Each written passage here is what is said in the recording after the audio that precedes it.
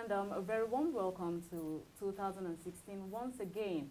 And of course, it's also a new era for the entertainment industry as we have the new government usher us into the new year. Well, with me on the show today, we have Mr. Fela Oke.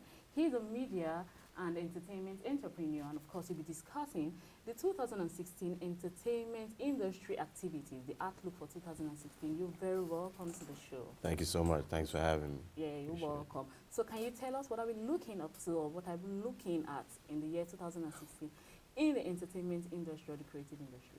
Well, it's first of all, thanks for having me. I appreciate being here. It's going to be a pretty important year. There's a lot happening. It's already started off with a bang. I mean, I think everybody kind of heard about the headies and what happened there. But I think in general, with the new government and what the government is trying to do, I think this is going to be a bigger year, with what's happening with oil prices and the focus moving away from such bricks and mortar kind of industries and moving more into the creative industry. Now, we know that piracy is one of the major challenges we face in the entertainment industry, and we've been trying to tackle it for years. Sure. This year, since we have the new government, what do you think can be done, and how can it be tackled?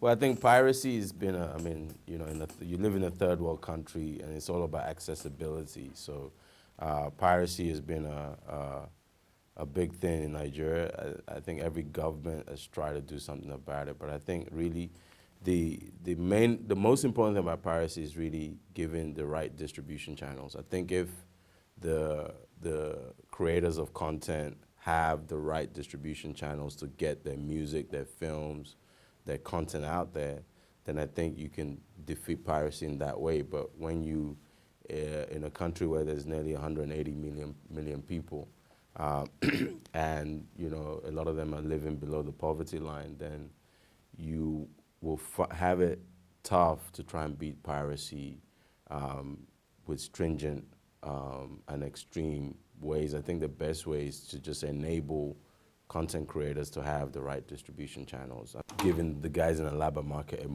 a way to channel their content much better in the way Iroko TV has kind of taken off.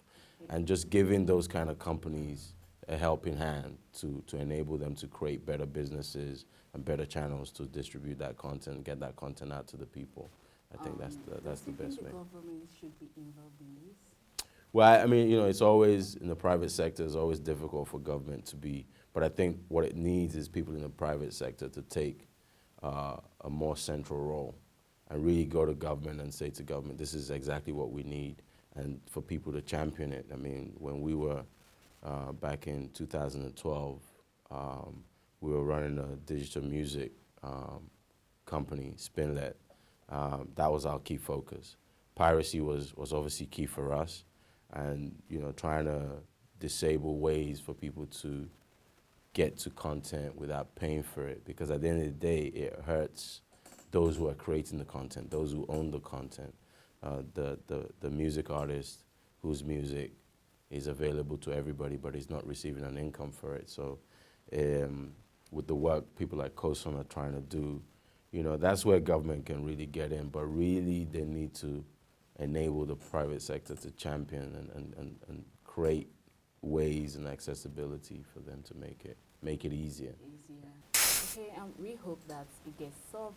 Maybe 80%, because we know other countries are still suffering from piracy, but Nigeria is kind of, can I say worse, or? Well, I wouldn't say we're worse. I think, if you go to Indonesia and Malaysia, they have the same issues. It's a third world problem. Compared to our brand, because when you mention Hollywood, the next place you mention is Bollywood, and the next thing you mention is Nollywood. So compared to our brand, we shouldn't be having the piracy issue. Well, it's not an overnight fix. I think we also have to be extremely realistic. We have to give the new government a chance to really, take the reins and really look at what the actual problems are. There are people in the industry who can, enable a solution. I think we have to be, in Nigeria we always want to fix something like yesterday, but I think piracy takes years to be fixed, and it can never be fully fixed. Yeah. Last year I was speaking with Ali Baba, he is a comedian, and he said after agriculture, Nollywood is one of the highest most employed Yep. industry. Mhm. So now that the oil price is being dwindled, Mhm. how can the entertainment industry, how can it pry or how can it fit into the economy? How can it help the economy come up this year? I mean, I think, like I said earlier, I think there's a big opportunity. I won't say just for 2016. I'll say over the next 4 or 5 years for the film, fashion, music, and creative industries to really take a front seat. But I think what it needs is people to move away from this kind of selfish way of being into a more inclusive way. You know, for content creators to be given kind of the freedom to create the kind of content, but then to have channels to distribute that content.